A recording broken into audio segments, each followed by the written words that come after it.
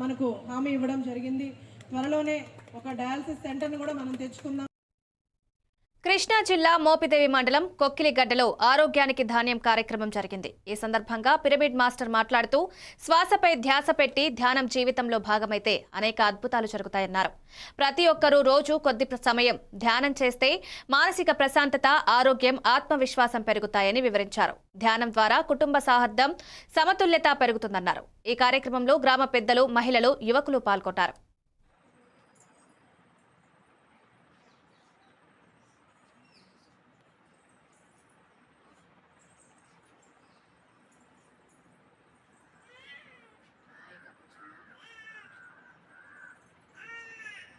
శ్వాస మనం ఇప్పుడు ఏదైతే శ్వాసను మనం గమనిస్తూ ఉన్నామో ఆ శ్వాస మనం భూమి మీద జన్మ తీసుకున్నప్పటి నుంచి కూడా ఉంది.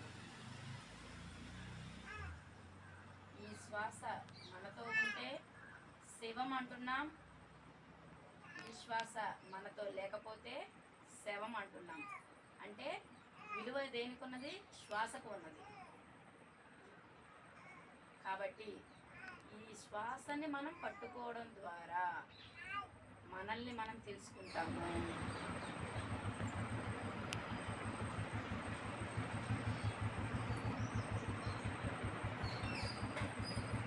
మనల్ని మనం తెలుసుకోవడం ద్వారా మనం ఎందుకు ఈ జన్మను తీసుకుంటాం,